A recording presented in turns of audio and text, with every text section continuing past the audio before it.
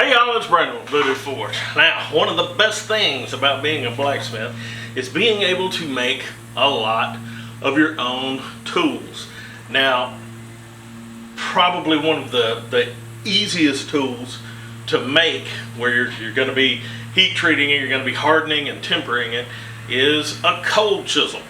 A cold chisel is a type of chisel that you can use to cut cold steel. You can use it to cut circles out of plate. You can use it if you're doing mechanic work. You can cut bolts off and stuff like that. And they're easy to forge, they're easy to grind, and they are easy to heat treat. And you can make them out of very readily available materials. In the case of today, we're going to be using a coil spring. Now, just so I can explain this to my friends who live in other places, a coil spring, when I say a coil spring, it's coil. Is that how y'all talk? Coil, C-O-I-L, spring. It's a spring that is in every vehicle. There's coil springs all over the place. So that's what we're using, and today we are going to make 2 cold chisels. So let's get on it. Well, y'all, this is our starting material. This is a piece of 5/8 coil spring, and you know, this is a medium to high carbon steel. This is usually like a 5160. I know that they manufacture springs out of 5160. They also make them out of between 1045 and 1095, but you know, when you're making a cold chisel, you can treat all those the same. So you can use the color for your hardening and tempering. So that's what we're gonna do here. But I've measured off a little over 8 inches of this material, and this one is quite a bit longer. This one's about 20, because I've got to make a cold chisel for a buddy of mine who is a mechanic and needs a longer one, and then I'll make this one a little bit shorter. The safest way I have found to cut a coil spring is with an angle grinder. A chop saw or something like that just can't get in there easily. You could use a torch, plasma cutter, or a porta band, but it's just easier for me to use an angle grinder, and that's what I recommend.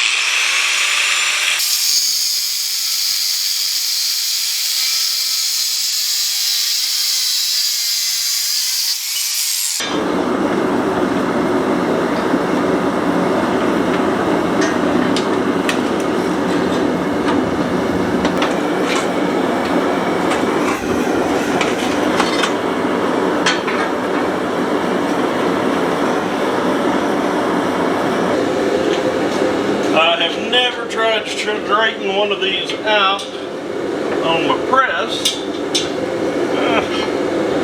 but I figured give it a try.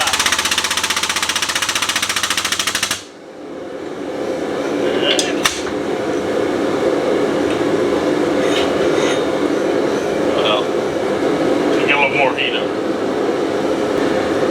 Honestly, so far this is going pretty good. On me.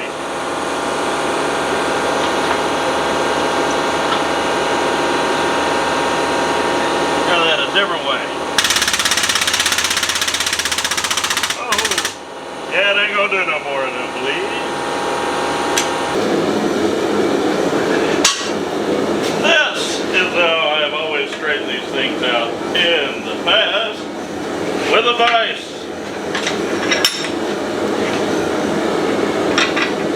Using it a lot like a press. First, just gotta try to get it a little straighter. A little bit of that curl out.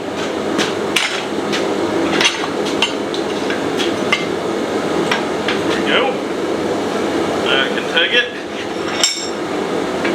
Take this curl part here. Stick it in the vise.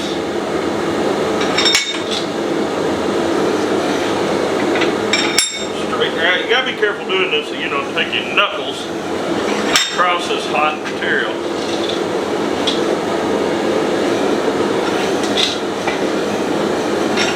Make quite a difference.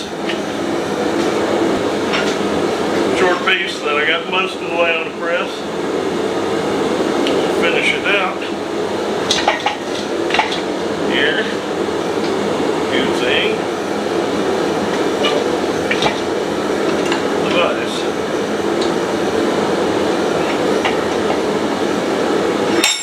There we go. You can see how this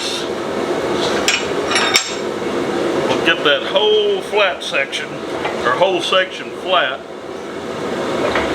It's right there. We can come back this way, get everything to match up nice and straight.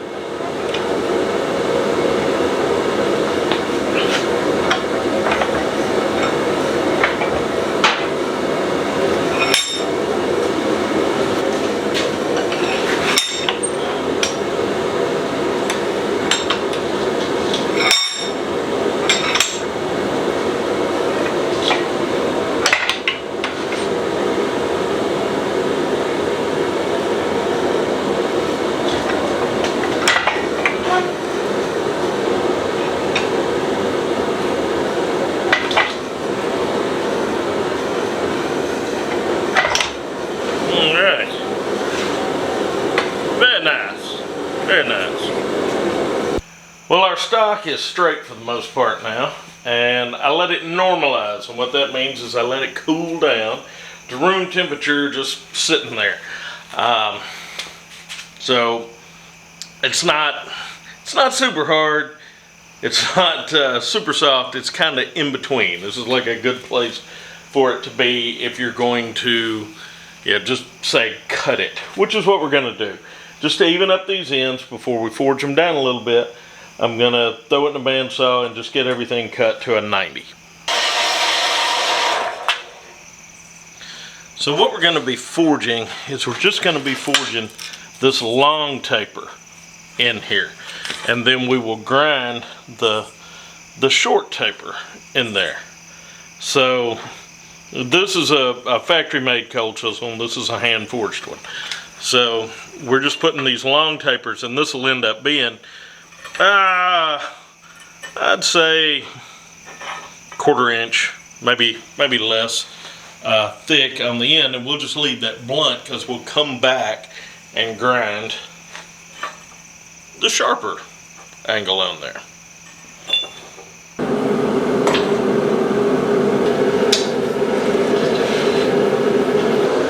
First order of business, I'm going to bring it over here and get any little wrinkles or wobble in it out. I'm going to start laying it down, holding it at a slight angle to the anvil.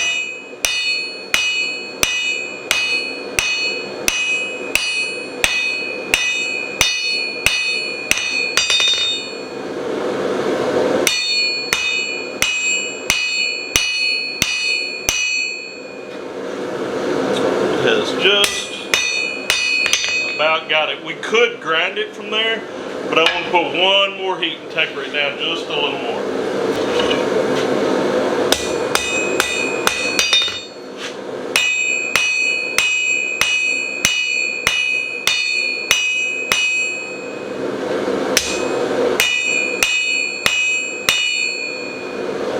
It's got a nice taper on it that we're looking for. Since I'm making two, might as well show it to you from a couple of different angles.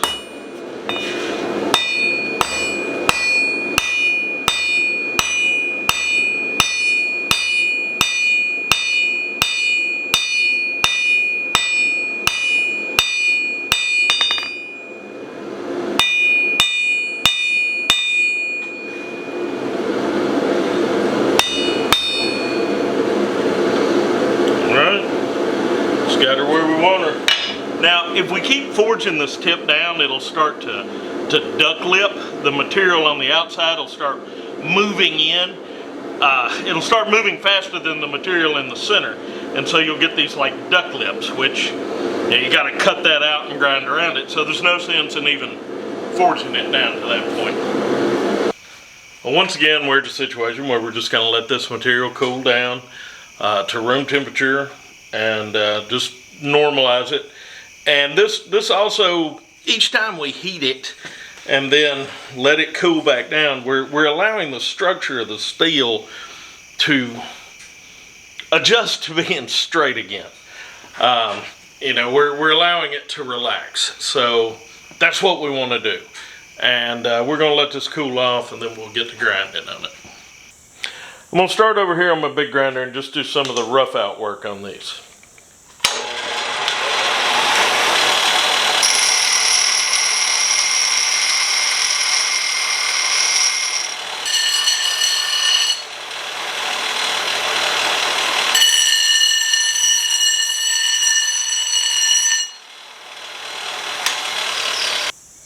Well, since I have the belt grinder, I might as well use the belt grinder, so I'm going to use it to do the finishing on these.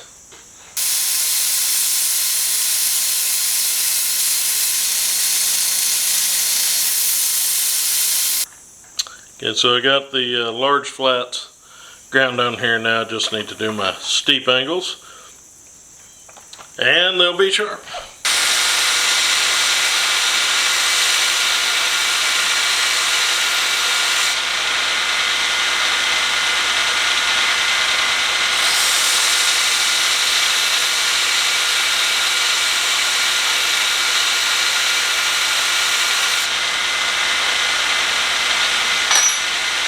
Well, I have got them ground where I want them, and so for the next step, we're going to throw them in the forge and we're going to heat them to non-magnetic. So we need a magnet to check and make sure they're non-magnetic. And then I'm going to do a harden and temper in one step. So I need to be able to clean the oil off and polish this again real quick so I can watch the colors. So I've got some emery cloth there. And then I find it handy when I'm doing this to have a thermometer handy, an hour thermometer, so I can see how much I've cooled it off when I do my final quench on it. So let's get these things heated up. Okay, so we can see this end down here that we're going to harden is non-magnetic.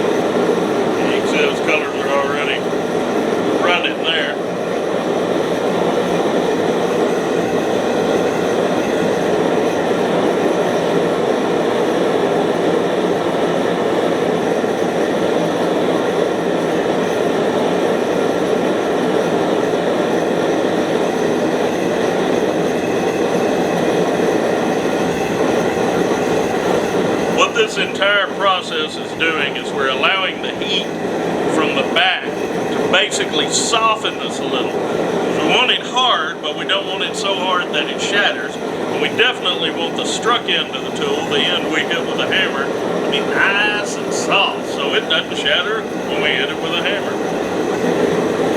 Like I said, straw's starting to cross the threshold there.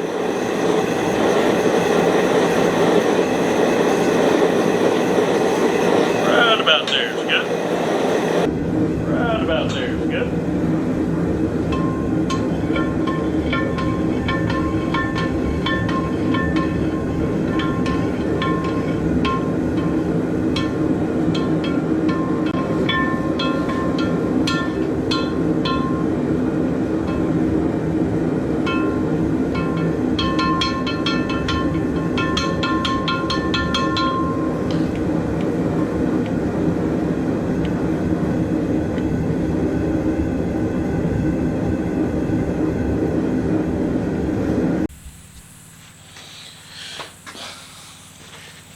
Here they are completed. You can see the tempering colors. It's a little easier to see on this one. You've got the blue into the purple and then on into the straw on the end. So these are both hardened. So now the last thing to do is test them out. Coming over to the cutting plate on the anvil. This is just some 1/4 inch mild. It's a little tough, but it's cutting.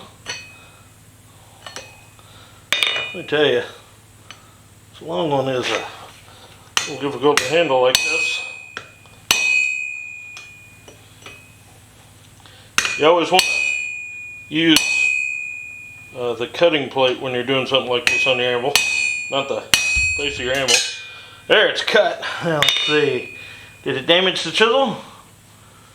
Did not damage the chisel. Now this long one's going to be for like cutting bolts in an engine compartment. That's why it's so long. The short one should go a little smoother. There we go.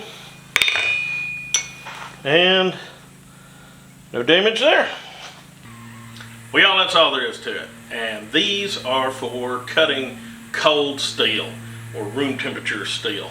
And that's why we go through the heat treating process. If you're using this to cut hot steel, there's really not a lot of sense in heat treating. It won't hurt to do the heat treatment, but as soon as you put the cutting edge onto the hot steel, you're softening it. You know, you're tempering it back. Hello, kitty. My cat's come to join me. So it's not necessary to do that with tools you're just going to be using on hot material. But anyway, I hope y'all got something from this and give it a shot. Let me know if you make a cold chisel. Tell me in the comments how it turns out.